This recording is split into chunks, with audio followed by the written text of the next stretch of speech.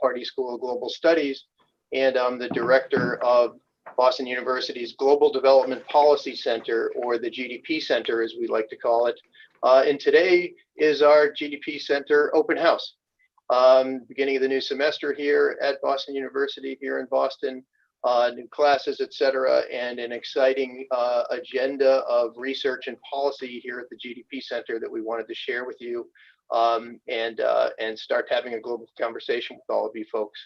The GDP Center's mission is to foster policy-oriented research on financial stability, human well-being, and environmental sustainability across the world. And we bring together professors from across the university to tackle a number of different global problems. We have 4 different research initiatives. One's called the Land Use and Livelihoods Initiative. Another one is the Human Capital Initiative, Global Economic Governance Initiative, and the Global China Initiative. We also have an educational initiative on economics textbooks called the Economics and Context Initiative. We're very active in all of these areas over the course of the academic year.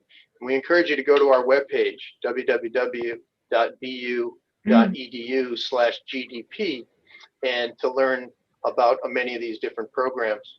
We have a very active lineup of these kinds of webinars over the course of the semester. The Human Capital Initiative has a regular series of research presentations on interventions in health and education around their world and their impacts on development. The Global Economic Governance Initiative has a seminar series, and so does the Global China Initiative. So I encourage you to go to all of those. Next week we have 3 on October 28th. We actually have one on infrastructure in Latin America.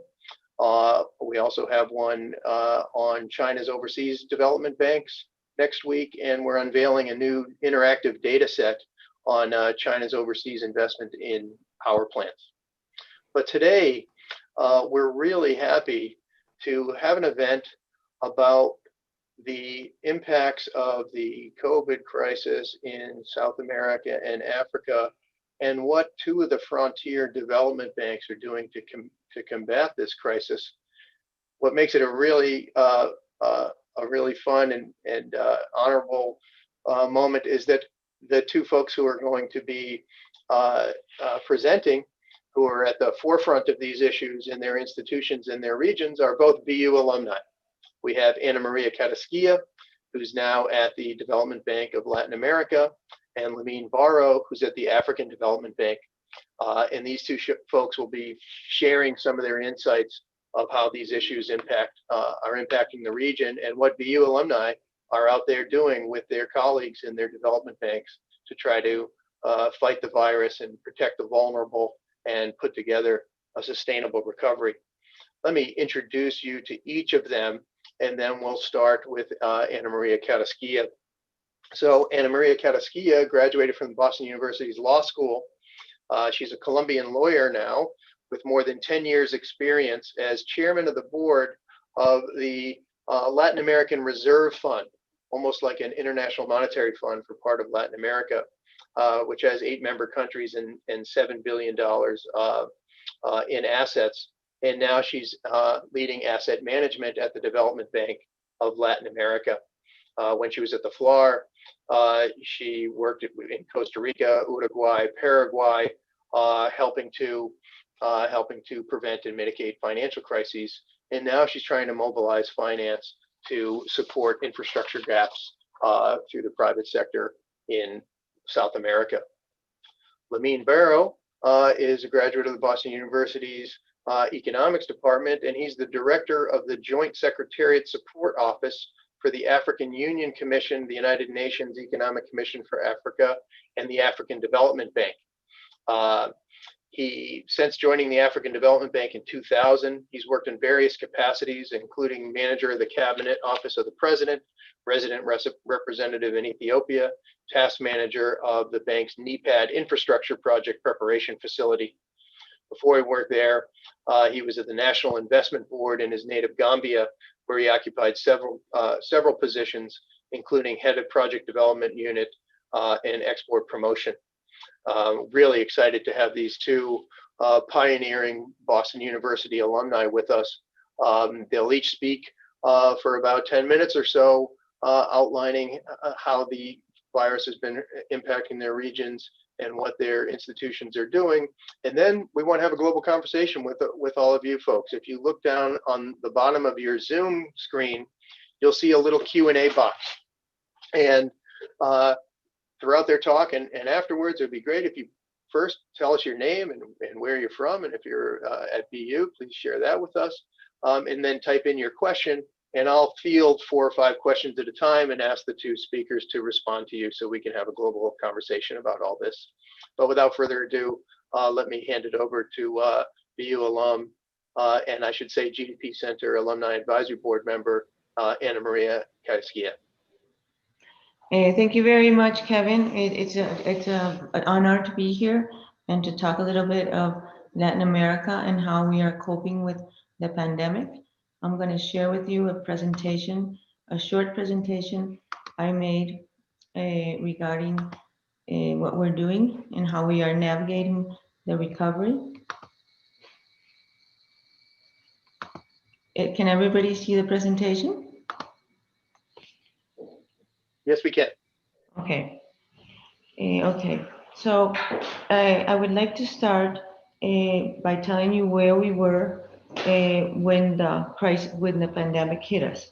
We were beginning to come out of the recession caused by the commodity shock of 2014 and 15. We had low potential growth, limited financial space, social discontent, demands for better public services and standards of well-being. So as you can see, the challenges we were facing when the pandemic hit were enormous. How did our countries initially react to the pandemic? As all the countries in the world, we began by protecting human lives, imposing lockdowns as early as March of 2020. It was a combination of lockdowns, curfews, and travel restrictions. The nature of the measures varied country by country, as you can see, both in length and severity. By September, all these measures, with a few exceptions, had been substantially eased or lifted, and economic activity has slowly resumed. Regarding the specific stimulus actions our governments took, all countries enacted stimulus packages that were a combination of 3 measures: monetary, fiscal, and support for the private sector. Although there was limited fiscal space in our countries due to the financial conditions in the international markets, Latin America was able to secure ample financing in record amounts. With an average cost of 6.9% and tenures up to 40 years, the region should find debt service manageable in the future. However, there is a great degree of uncertainty regarding debt sustainability and the timing of pulling the plug on the stimulus. The amount of these stimulus programs, as you can see as a percent of GDP, are diverse among our countries. This has to do with idiosyncratic public policy considerations. As examples of the measures, I can highlight the following. On the fiscal front, we made direct cash transfers to households and businesses, tax deferrals, unemployment insurance, among others. On the monetary side, we were lowering the interest rates, lowering of reserve requirements, asset purchases, and other liquidity measures to avoid a financial crisis that so far we have avoided.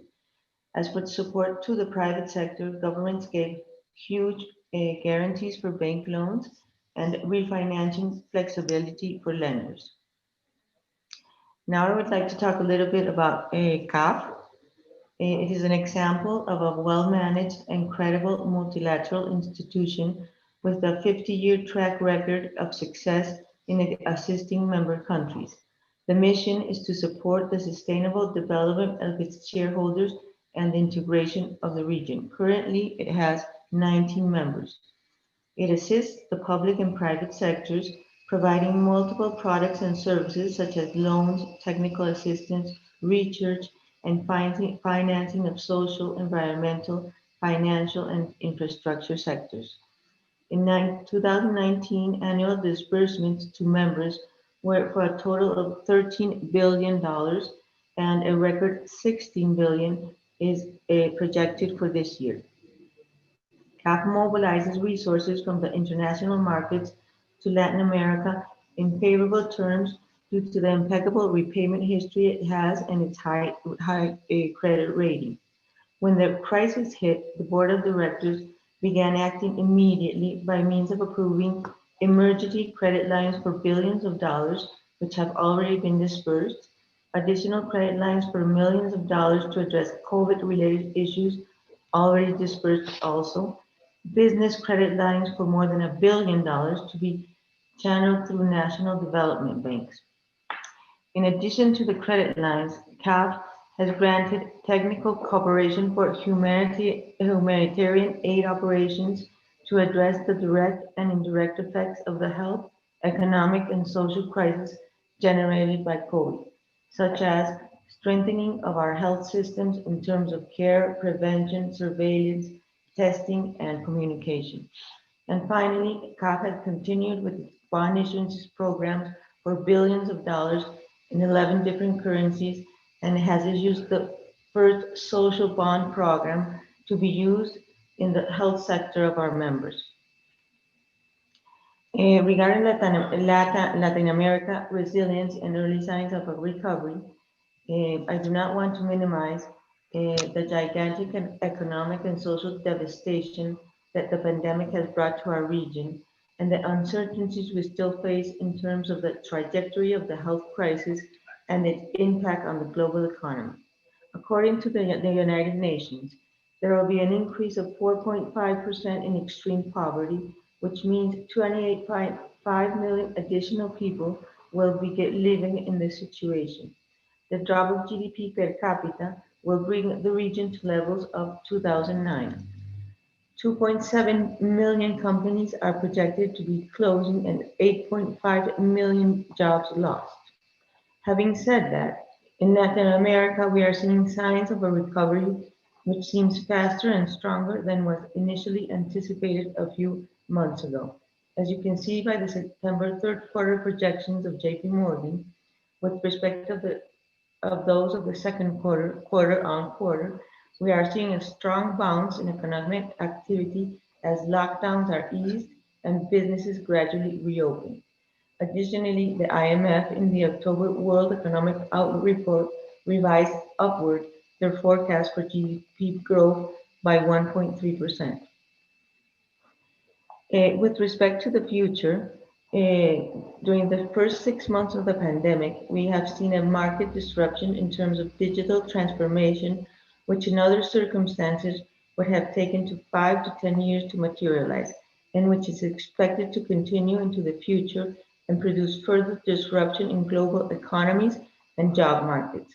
We have seen an important increase in internet access to banking services by a greater number of the most vulnerable population to access the direct cash transfers of the government, and changes in education as going online has begun mainstream. However, there remains a very large and important need for increased digital transformation and integration infrastructure in our region for the improvement of our health and education sectors, among others. With regard to the role of infrastructure and CAF and CAF-AM as vehicles to support the recovery, I would like to quote Luis Carranza, CEO of CAF. There is nothing more powerful than infrastructure for the development of Latin America. Our region needs to have very focused public spending, investments focused on digital and sustainable green infrastructure can accelerate the recovery by increasing jobs, integration, and development. Just to quote a few figures regarding public spending, it is estimated that in developed countries, a 1% increase in public spending increases GDP by 2.7% in 2 years, private investment by 10%, and creates 20 to 30 million jobs directly and indirectly. Understanding that this is a strategic priority in the region, CAF is taking actions in this direction. It has announced it will be launching an infrastructure investment vehicle aimed at digital technologies and integration. It will continue to support CAF asset management as a vehicle to structure and manage private investment funds that channel resources of institutional investors towards important infrastructure projects by means of being an anchor investor. CAF Asset Management has an important presence in Colombia and Uruguay, financing both transportation and social infrastructure with assets under management of more than $1.5 billion. The goal is to expand to 4 additional countries in the next 3 years with the technical and financial support of CAF. With that, I conclude my very short summary of Latin America, CAF, and how we are navigating the recovery. Thank you very much. Thank you very much, Ana Maria. If you could unshare your screen so we can shift over to Lamin Barrow, who will share us similar experiences in Africa and what the African Development Bank and he and his colleagues are doing, and then we'll open it up for Q&A. Those of you who are in the audience, just a reminder, as Lamin is getting his presentation set up, in the bottom of your Zoom screen, there's a Q&A button. Please, you can type your questions in there, but to try to make it as if we're sitting here at an auditorium at BU, please introduce yourself as we move on. Now I'll hand it over to Lamin Barrow. Thank you, Kevin, and good afternoon, everyone. It's a great pleasure to join you here for this webinar on the COVID-19 situation in Africa. Basically giving an overview of the situation and the impacts, particularly on health and the economies. My presentation quickly would provide the context, particularly the demographic and health situation in Africa, before going into the details of the COVID-19 situation, focusing on health and socioeconomic impacts. Next slide, please.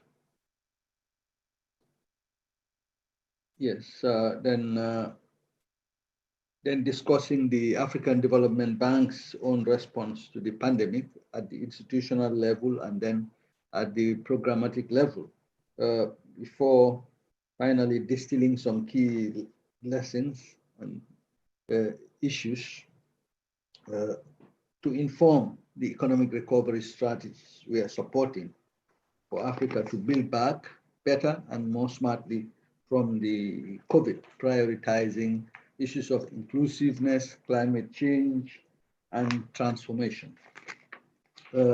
Next slide, please. As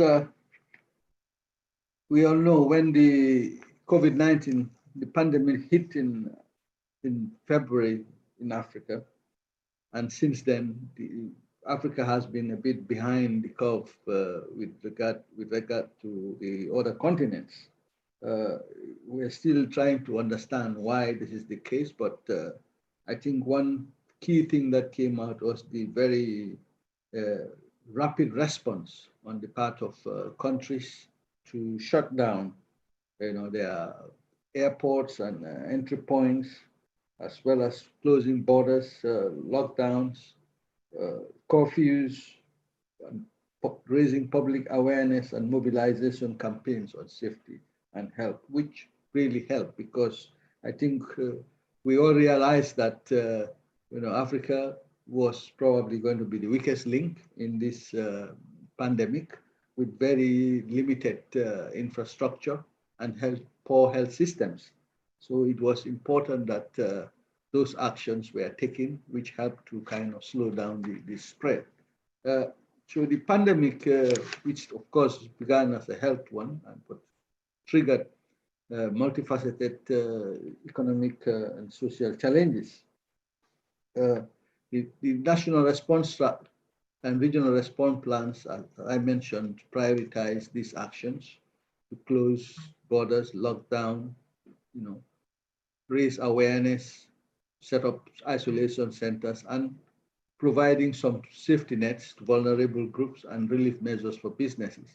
But Africa, I think more than many other continents, has a very huge informal sector and has a more massive infrastructure deficit. Population access to water is relatively lower than many other continents, and as such, if you have to lock down in a pandemic and you don't have an access and living in informal settlements, you can imagine the kind of challenge it presented to policymakers. So there was a general context of a weak preparedness.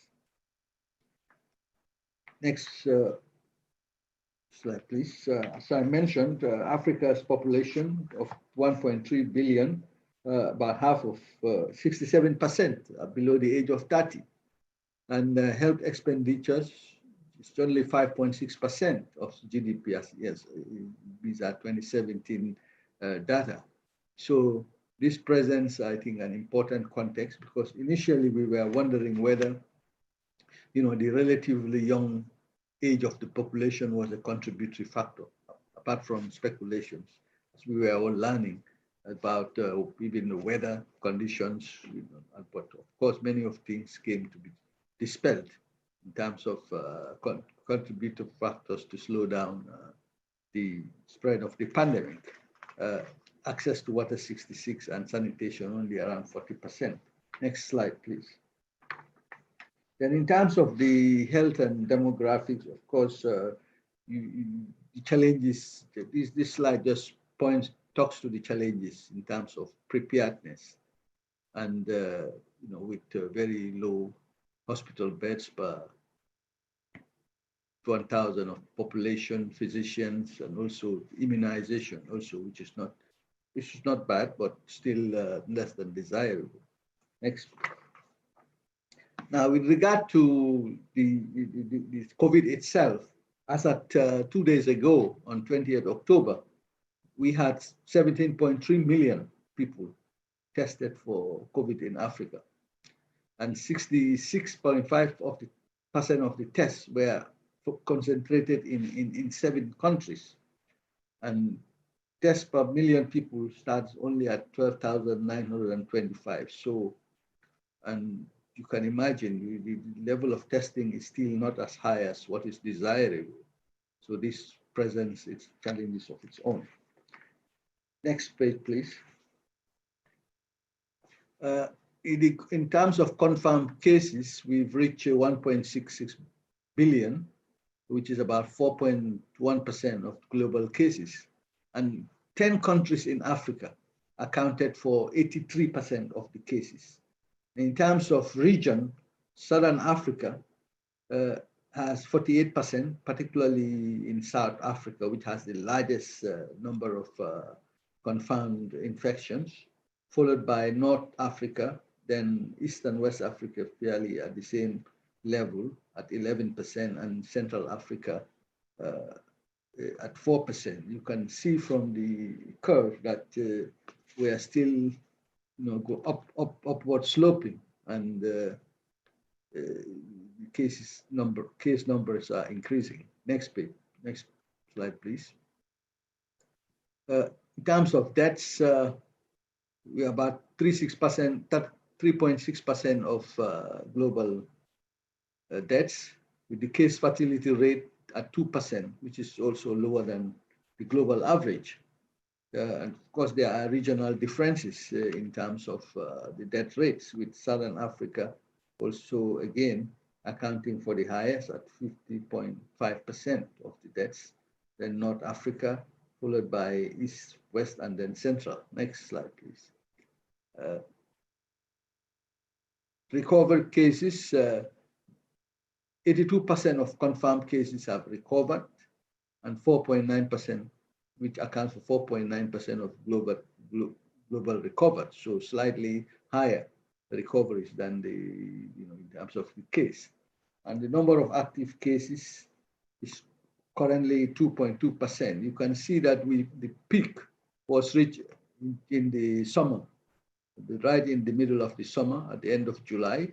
And then we went down the trough, and it's ticking up again. As at October now, we are around 256,000. Next slide, please.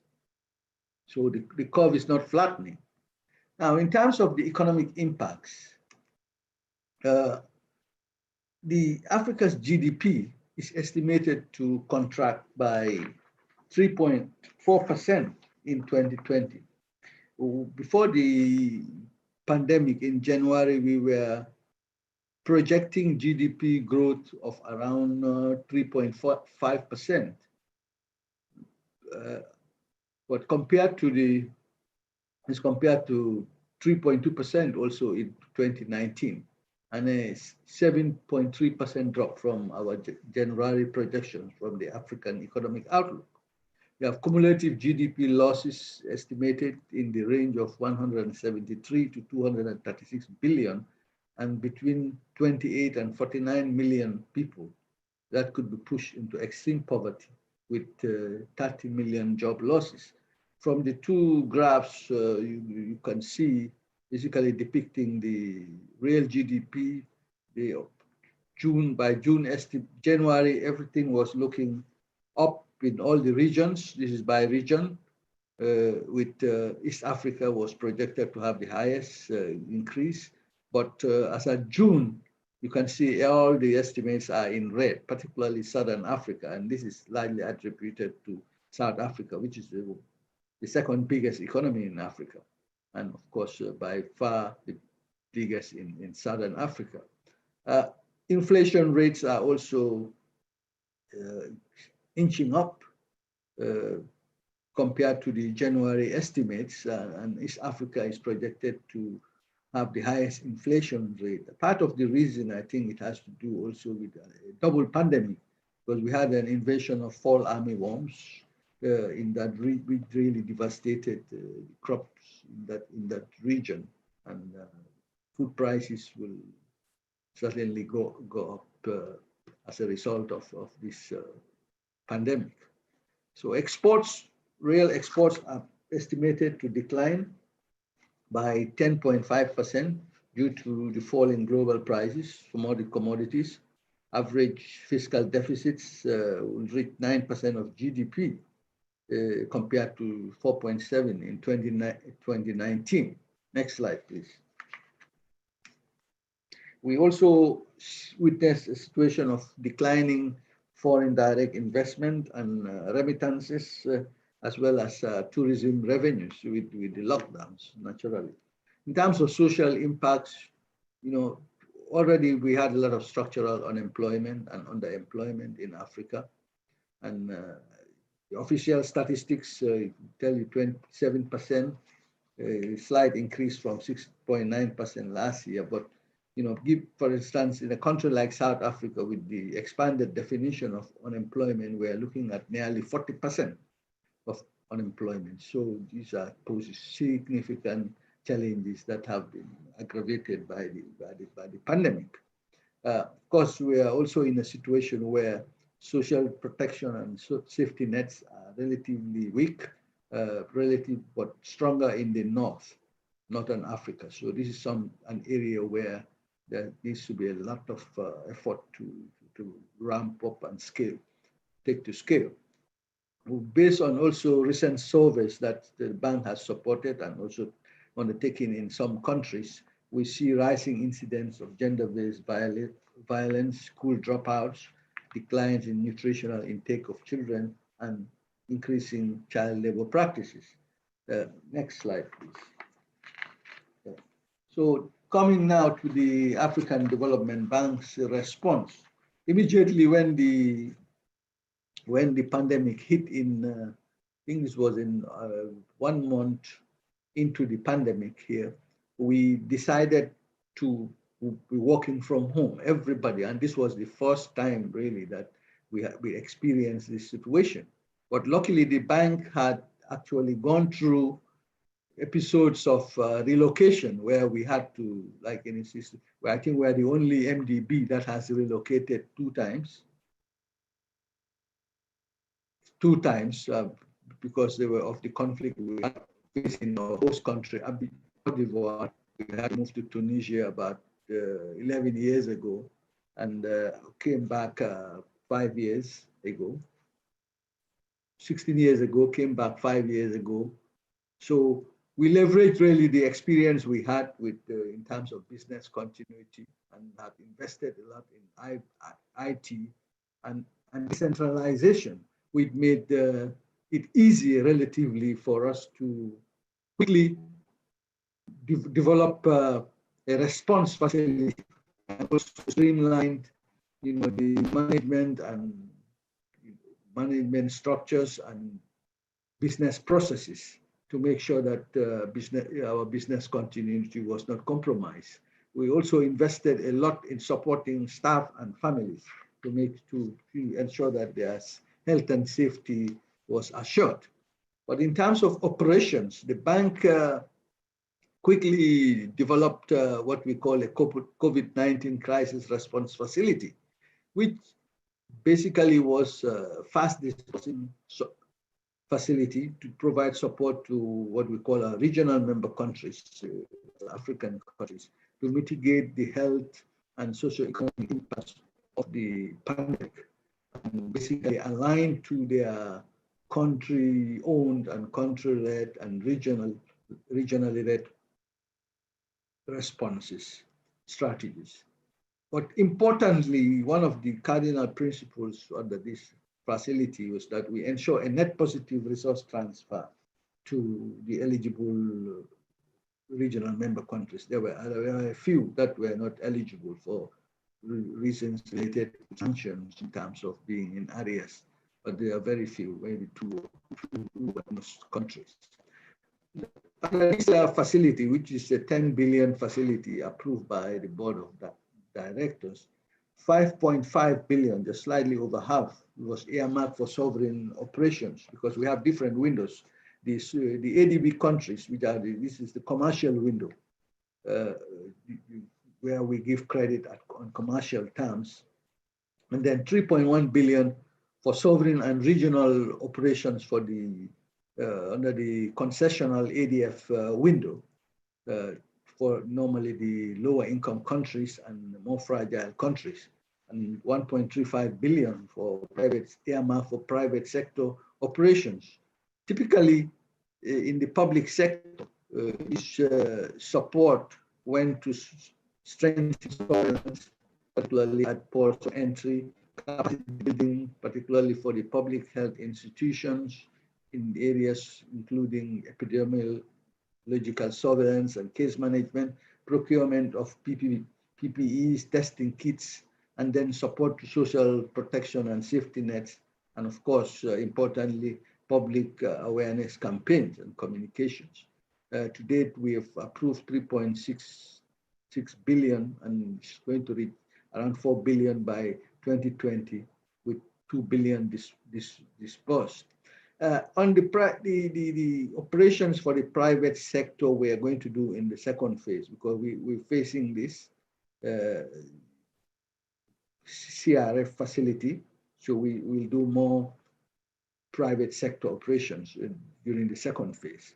Importantly, we also support, beyond the national support, we also supported the regions, because being a pandemic, is a regional public good. So we provided support to the regional economic communities and at the continental level, the Africa CDC, to provide complementary support, particularly in the hotspots, and also to strengthen the capacity of their network of collaborating centers.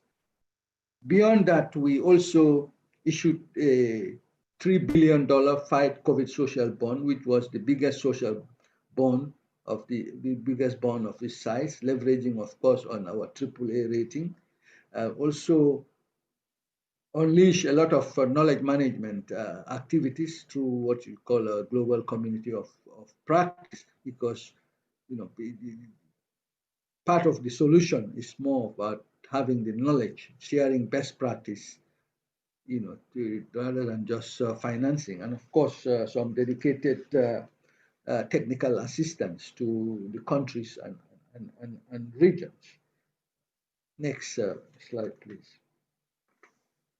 So in terms of emerging lessons for the bank, of course, we already say that we're facing this CRF to be able to learn from the initial lessons of the first set of operations, and of course to scale up, particularly as countries experience the second wave But for Africa, there were also some important lessons learned. But first of all, I guess similar to many other countries in other continents, there was this false debate that it had to be either protecting lives or livelihoods. But we all come to know and learn that this is not mutually exclusive in the context of the new normal we face. We have to live with the virus.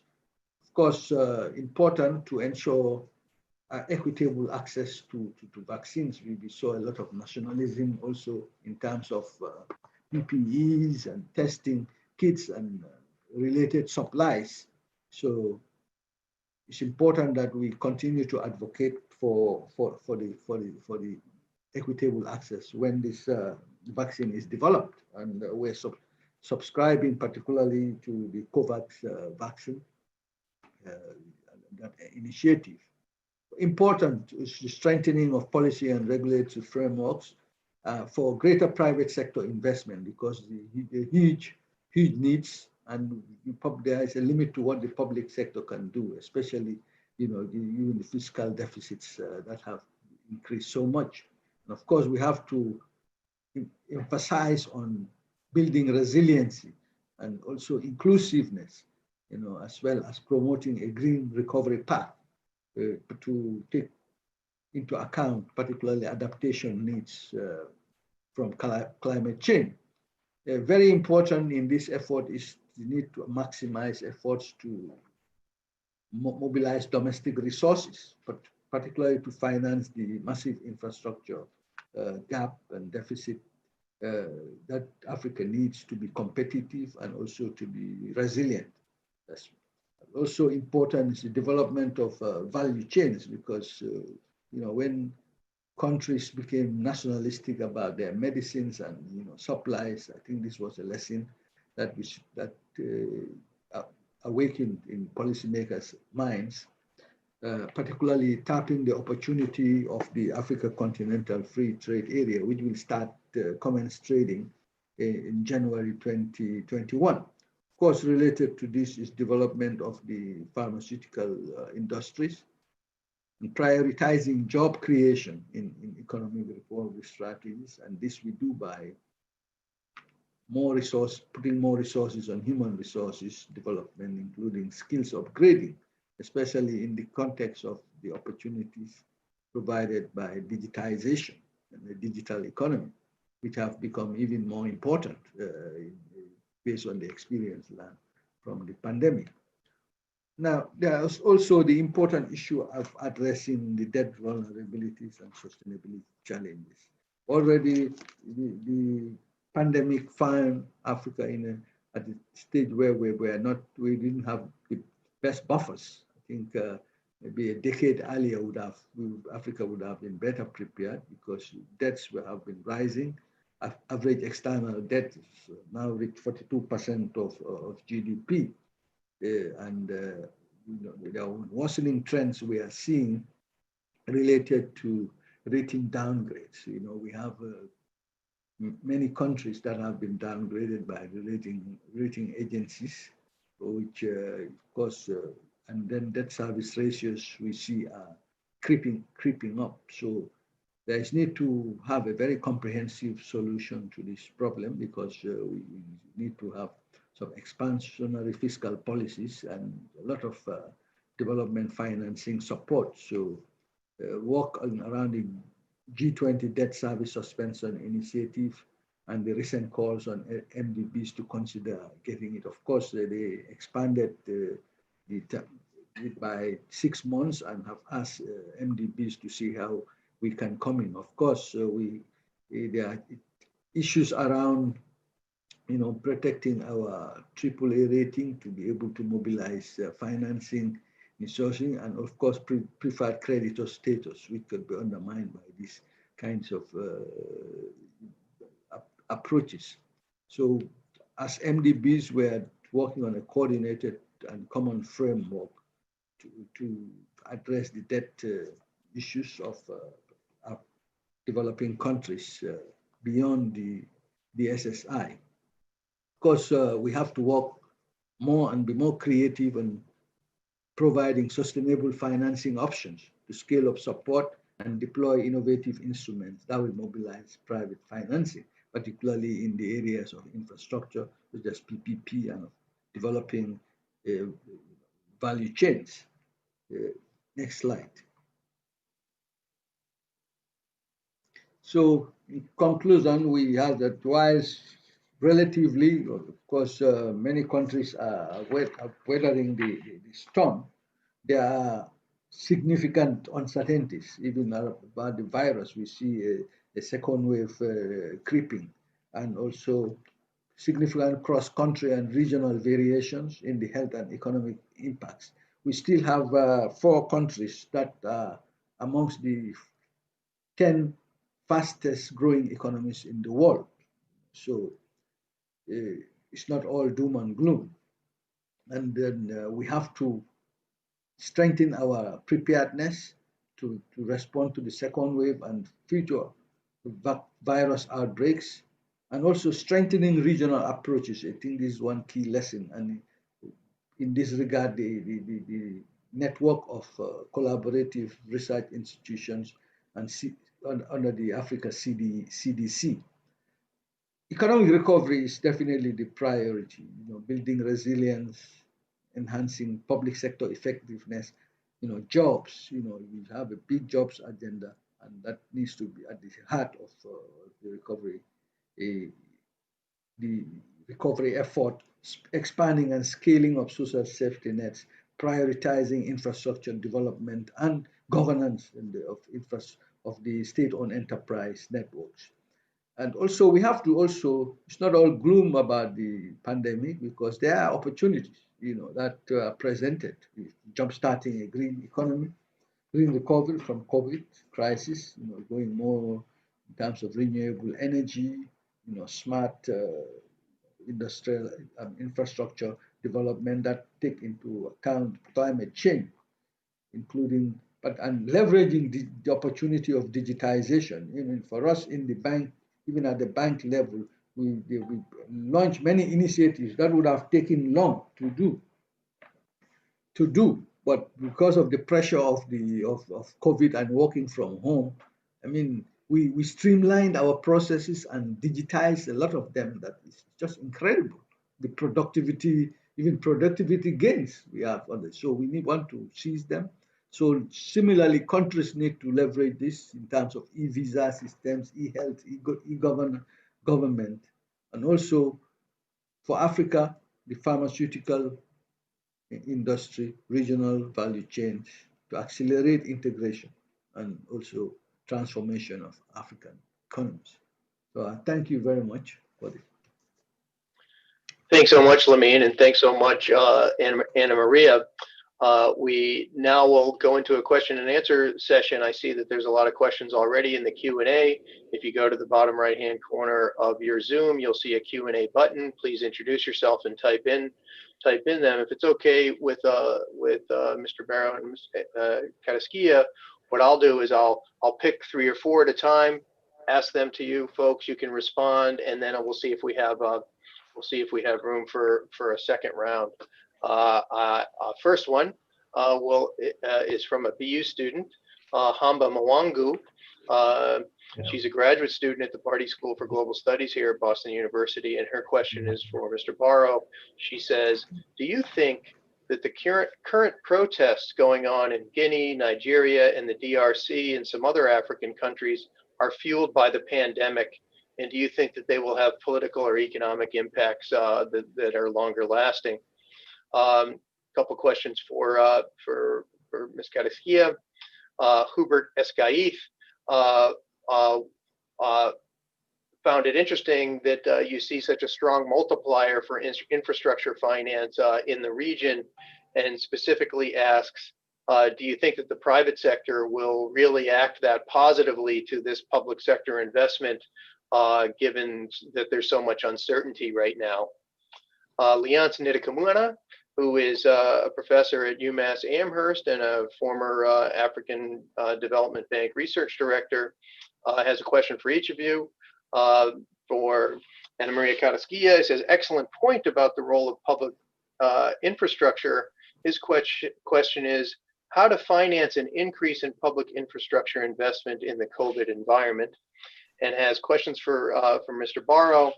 Leonce asks, is the AFDB happy with the speed of disbursement of the $10 billion support facility on the bank side and the rate of absorption on the recipient side? And then wonders what specific support, is the bank providing to trade promotion and domestic resource mobilization? Brittany Bauman, a alum from Boston University and a member of the GDP Center's Alumni Advisory Board, asks, in Latin America, are there limits to the amount of fiscal stimulus in terms of its impact on deficits and international investment? And if so, what are the solutions? Is quantitative easing an option there? And I'll ask one more, and then we'll go, and then I'll go back to questions after you folks answer them. Also from Michael Calabrinos, a BU alum and also a member of the GDP Center's advisory board, also is for Anna Maria. He says, which countries do you expect to recover most quickly in 2021 and why?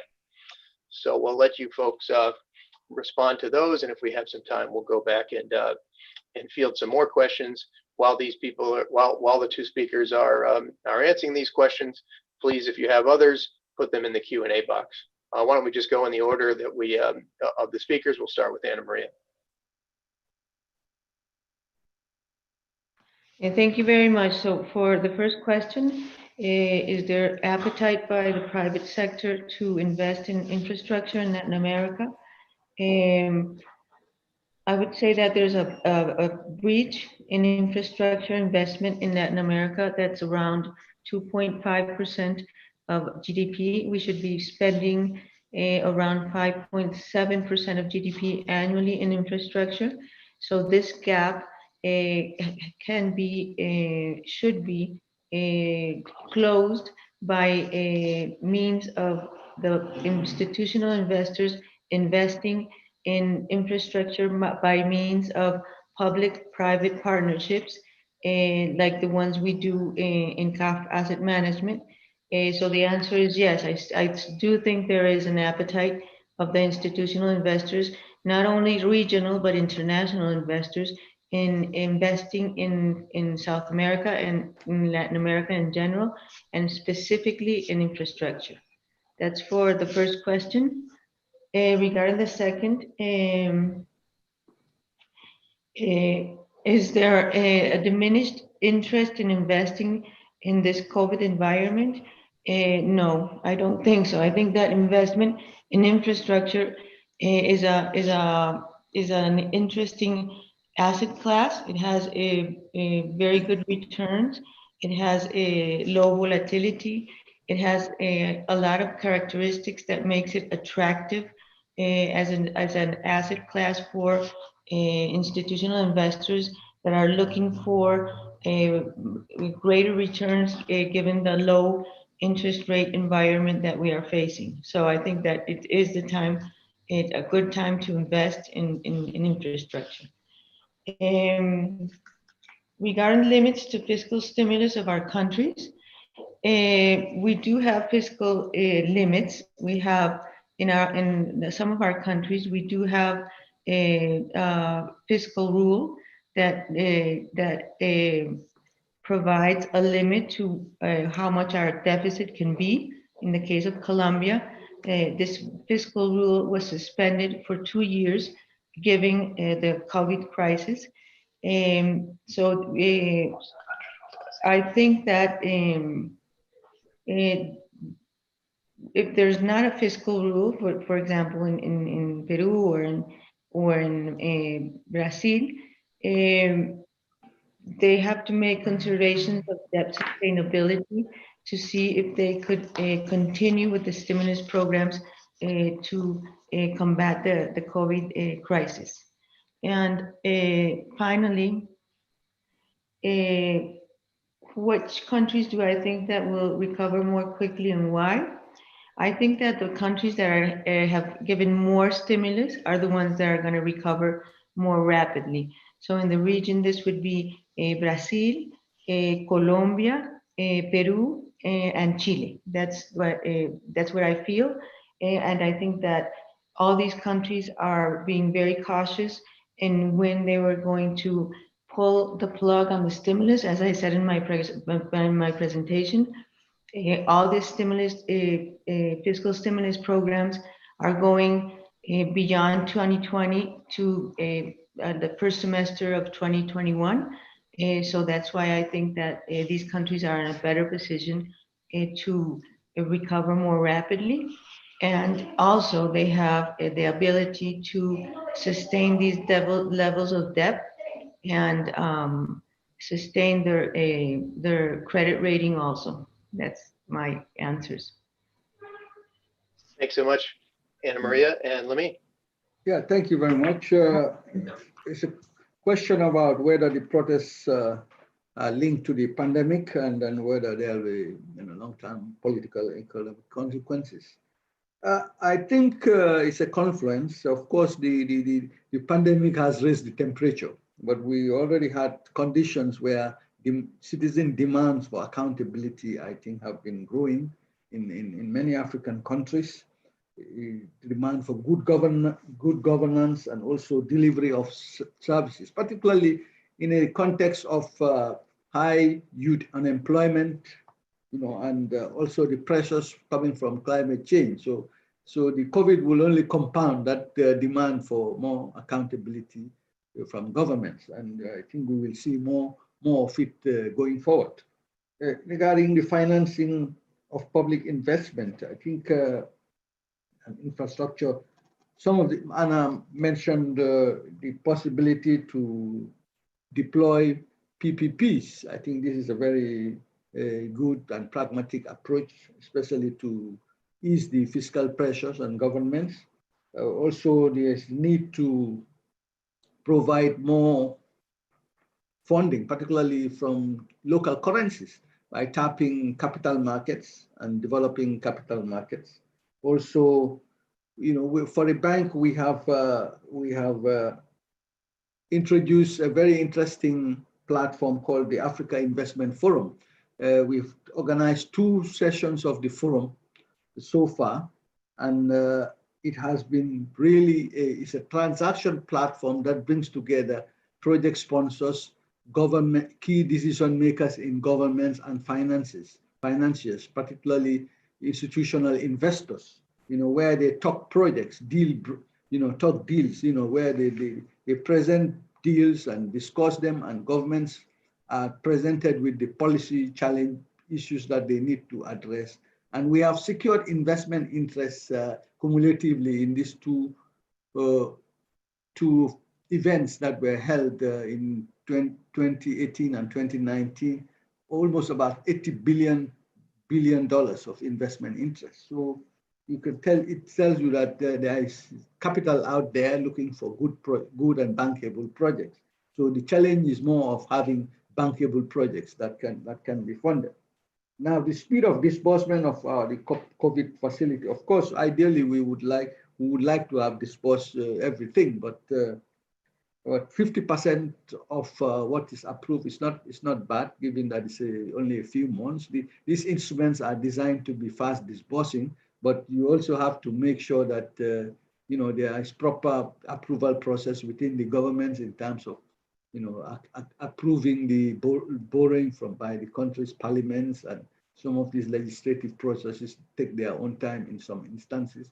There is also a concentration, maybe 1 or 2 countries alone can account for a big share, also partly, particularly for the countries that are borrowing non-concessional resources. Their share of these are relatively high, and but I think it's not unreasonable. Of course, as we learn from doing the first round, hopefully it will help also to inform the second phase of it. Now, in terms of trade promotion and domestic resource mobilization, some of the things we do, particularly in classic policy-based operations, general budget support, is to underpin the government's reform programs. And some of these reform programs, a big part of it is about revenue generation, to finance particularly the public investment programs.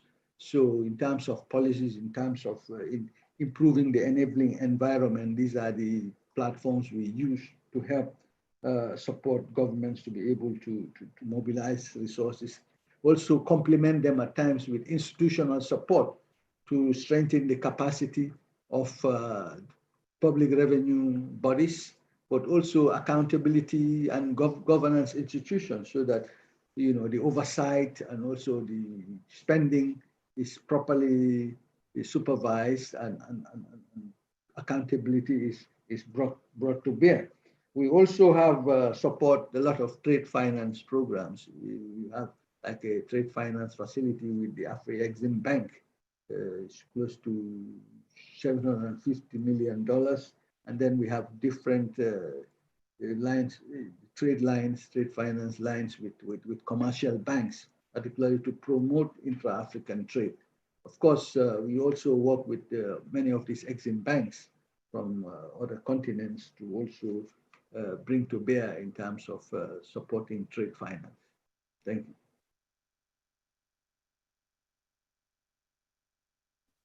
Thanks to both of you. We're running out of time a bit, but I want to ask a question that I know a lot of the BU students and recent alum want to ask, but they're always too shy to, because many of these folks here at BU want to be you too.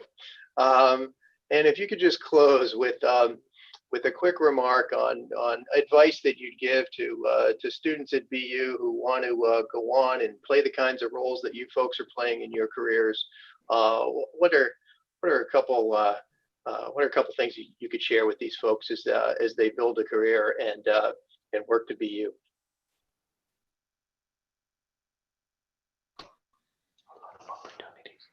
You want me to start, Kevin? Okay. Sure, please. Thank you. Thank you very much. I think that's a wonderful, wonderful question.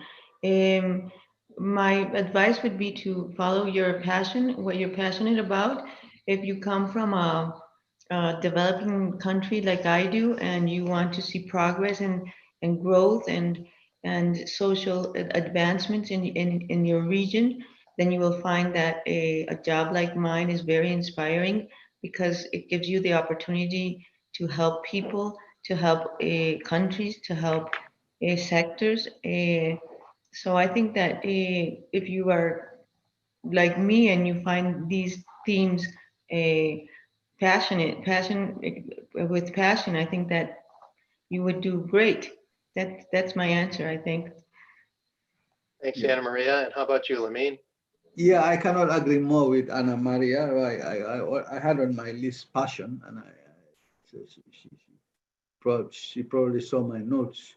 But the commonality, I think, speaks to the fact that you can achieve whatever you want really in this world, and you are in the right place. I think BU amazing facilities, schools, the diversity, for that can ignite your passion. I mean, so you have to pursue your passion but you have to also develop a plan, because you have to have a vision of how do you want to achieve your goals.